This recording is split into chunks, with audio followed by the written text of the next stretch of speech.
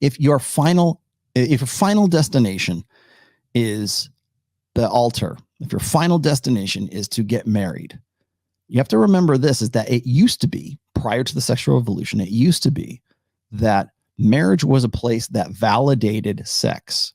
Now, marriage is a confirmation that you guys are sexually compatible. That's from Dalrock, by the way. Marriage is not, and marriage used to be a place that was a place for a man and a woman to have sex, but now marriage is sort of a confirmation for couples who've already had. Are we compatible? Yes. Are we in love? That's why I wrote that. There's a chapter in book 4 called "Love is God," because what we've done is we've made love, at least in a female idealistic perspective, we've made love into a deity rather than the other way around. So what happens is when we say, oh, well, when we get married, when we get married, it's like, oh, we're going to make us official. You're going to make me an honest woman. I don't think people really realize it's a euphemism, but we don't really realize what we're saying. We're going to make our love official. Remember when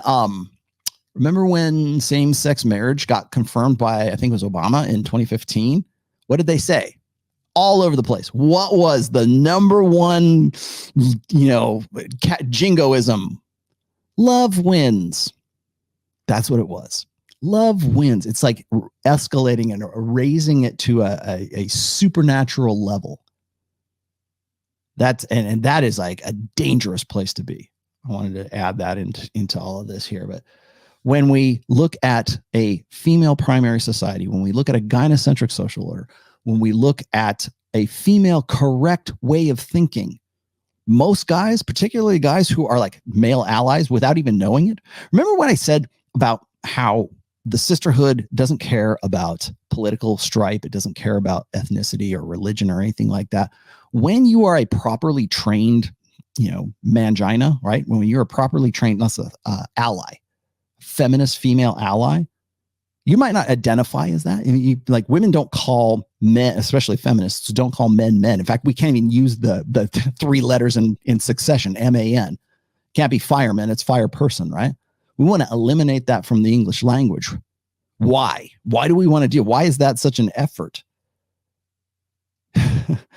So what happens is when we are I'm sorry, I'm looking at the chat right now. When we are prioritizing women as the correct way to experience life, when we're saying whatever benefits women should benefit men, when we start thinking in those terms, we don't realize that we are. So when guys throw rocks at me, when guys give me shit about sexual marketplace or this or red pill that or whatever, it's that what they're struggling with is that programming, the programming that is in the blue part of the brain, right? The software. Because what my software is saying and really my firmware, but what my software is saying is it's conflicting with your software, what you've learned. And in many cases, and even Lauren here probably doesn't realize that a lot of the stuff she's talking about, maybe she does. She just doesn't want to be overt about it. But a lot of the stuff that she's getting into, and like I said, I agreed with a lot of it, is red pill. But I bet she doesn't identify as being red pill in the terms of like, as I would like, Rolla Tomasi is red pill. But she is, just for the wrong reasons, and she doesn't know how she gets to it. She's oblivious. She's red pill, but she's oblivious to the fact that she's red pill. The same thing is true for guys who are critics, who are living in this ideal when it comes to like gynocentrism or female correctness or the right thing or the right way to think. They don't realize that they are feminist allies. They don't realize that they're still blue pill. They don't realize that they're a fish. They don't even know that they're a fish that doesn't know it's wet. Because they don't ask the right questions until I come along and then they go, wait. We better throw all kinds of shit at this guy right here about stuff that we have no idea what he's talking about because it conflicts with us being the fish that doesn't know it's wet. We have to misconstrue everything because that's the only way we can protect our egos. It's the only way that we can protect our belief set and our ego investments in those belief sets.